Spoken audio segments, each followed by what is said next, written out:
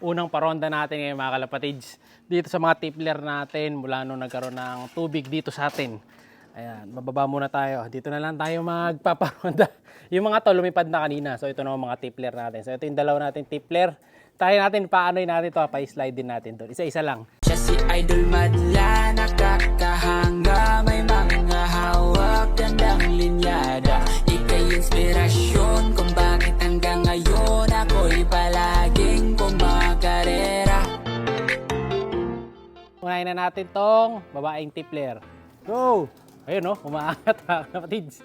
Ito nauna na yung babae, ito naman yung lalaki. Hoy, yan. Angat. Yun no.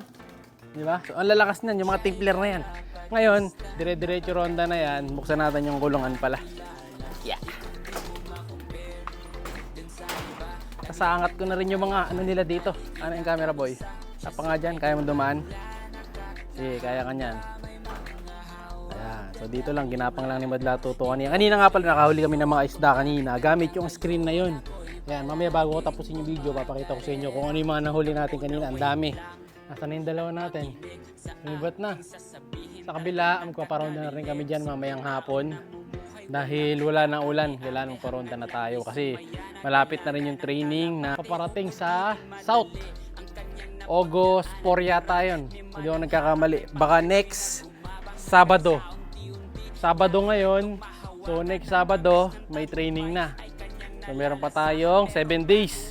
So magtotos tayo doon kahit yung tatlong malapit lang. Tapos sasakay na natin sa truck. Ayun, bumaba na yung isa.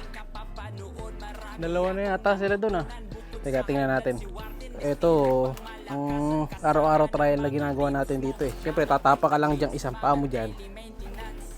Tapos hawak ka mabuti. Step ka dito. Sakit ka na. Yan, ang dami ko rin nahuling isda kanina. Nagano kanina, naniksay dito. Yan, ang dami lumulutang na isda ngayon dahil mainit na. So, bukas, ubos kayo sa akin pagka na-chepo kayo, no? Diba? Mga nagsilapok. Ang dami mga isda ngayon dyan. So yung dalawang tipler natin ay nasa taas. Unang ronda nila ngayon. Ayan, no? So medyo hiningal, bumaba ka agad. Kasi sobrang init din eh, no? Pero dito sa atin ay may tubig pa rin nga. Walang pagbabago, ang laki ng tubig. Ganun pa rin mga kalapatid. Sa update ko kay everyday kung ano nakalaki ang tubig dyan. Meron pang na ano dyan eh, natepo na isda ayun sa dulo.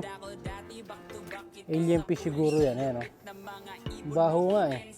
Maamoy yan, laki niya, no? Parang alien fish na babae. Siguro kinuryente yan, tapos hindi nahuli, nakatakas. Tapos hanggang sa natepok na siya. Ito pala, yung mga nilikas natin sa kabila, malalakas na dito. Yan, ito. Nandito rin yung mga ending birds natin kasama nila eh. Ayan. Ito yung dalawang pula. Ito hindi ending birds siya, yung dalawang pula. Lalo na to, si Gray. Ganda ng kulay niya, no? Diba? Napaka-pogi. Si Gray, mga kalapatids. Yan ay ilalagay natin sa kabilang side. For the meantime, dito muna sila. Kasama niya na itong kapatid niyang kulay pula. Pati yung off color. Yan yung mga nagchat-chat pala sa akin na naghahanap ng young bird. Ito, yung mga young bird na available dito sa loft natin. Ito, yan. Pero yung iba dyan, medyo may edad na rin. Teka, sara natin, baka tumakas. Ayan, yan yung mga young bird. So, marami-rami yan. Ayan, yung iba dyan, ending bird natin. Nilagay ko na dito para lumakas. So, wag lang makakain ng sawa kasi dito yung prone ng sawa eh. Pwedeng daanan ng sawa. Ayan, mababa yung sa pula. Ito pa pala, may isang pula. Ah, nakasalang pala to. Ito yung nakasalang mamayang gabi. Ayan, sa ending natin.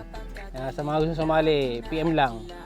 Para next week naman yung grisel, saka yung isa sa mga to.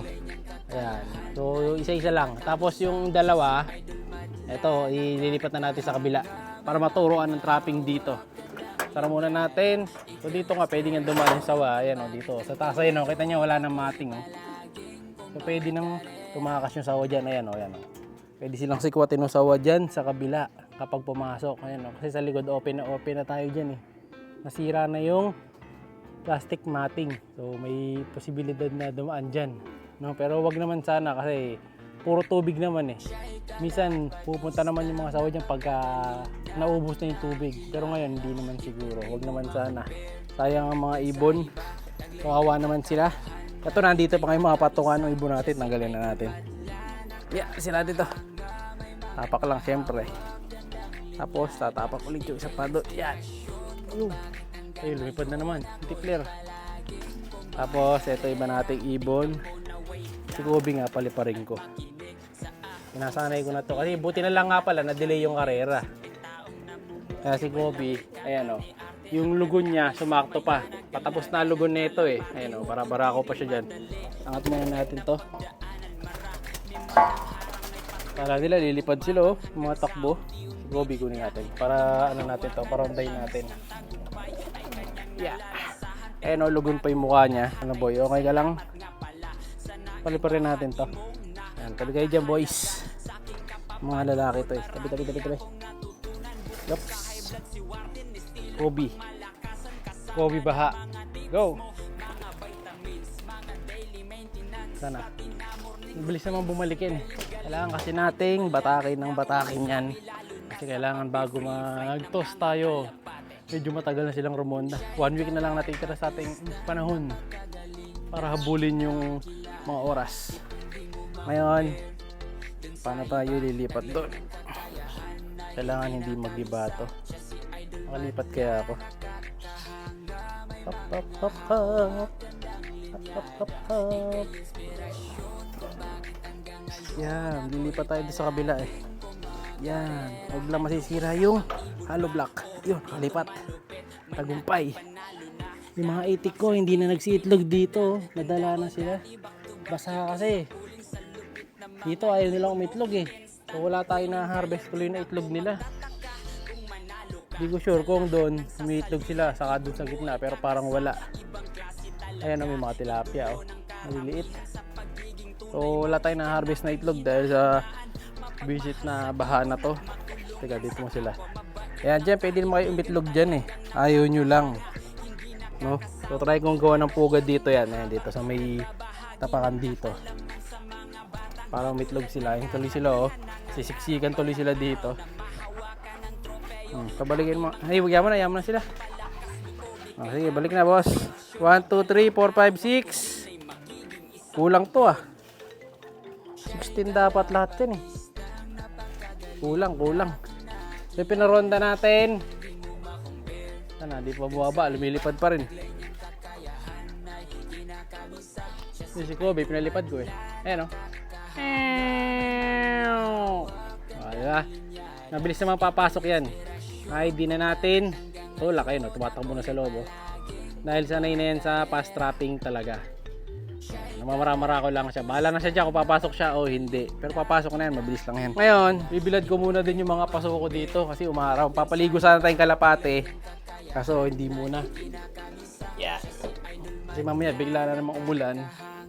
Kawawa mga ibon natin sisipunin eh. Pero bukas kailangan magpaligo na tayo. Dahil matagal silang nilamig dun sa ulan. Kailangan ma-press-kuhan sila eh. Kumbaga, manlalagkit sila ngayon. Kailangan nating liguan. Ayan, bibilid lang natin lahat to. No, Pem? Di ba? You girl. Siya'y kalapatistang napakagaling na kinakilala.